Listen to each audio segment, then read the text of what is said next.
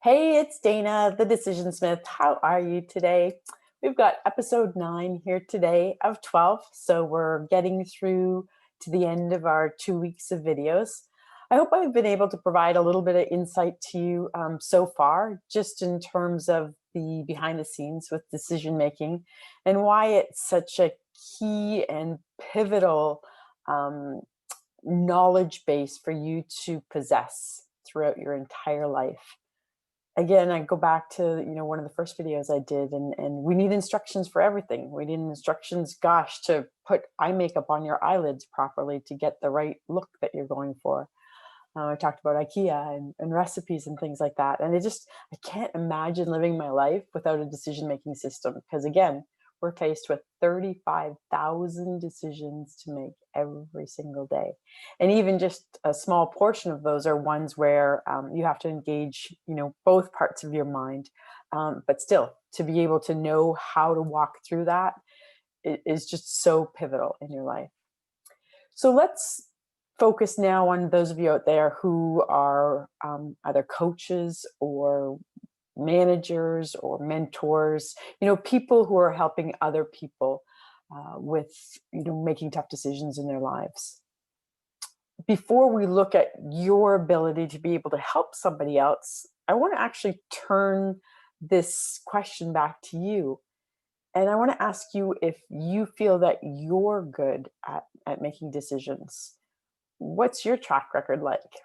And a lot of you I know have probably used different methodologies to make decisions throughout your life.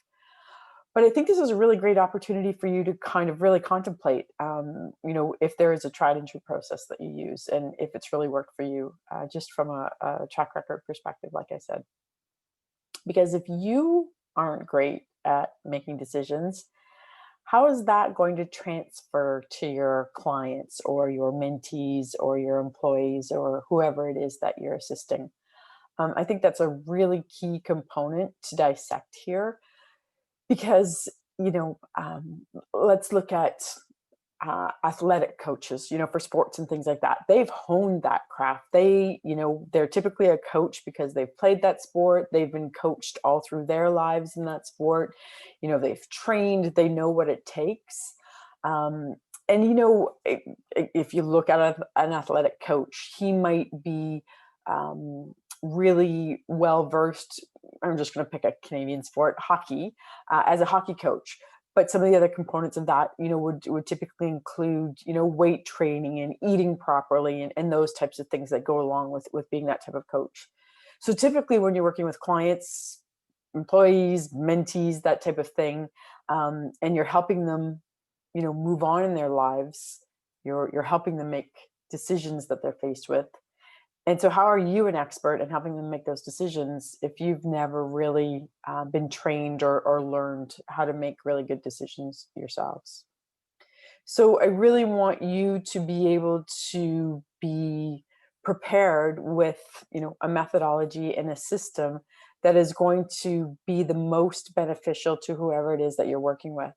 And I really want it to be something that's focused on them, that removes all bias that somebody might have. I've talked about that a lot over the last week or so. Just to be able to focus on them and make the best decision for them. You can certainly help them through the process, but ultimately it's their decision. I've been working in this field for 30 years. I've been focused on decision making for 30 years and honing this system.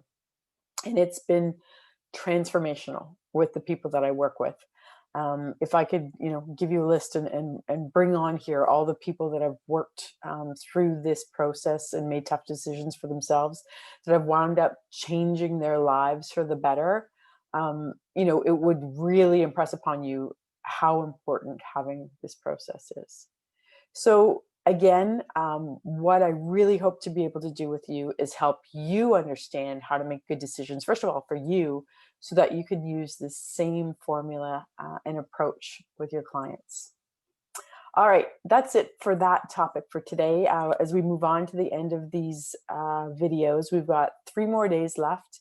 And tomorrow we broach the topic of when no decision is a decision. I look forward to seeing you then.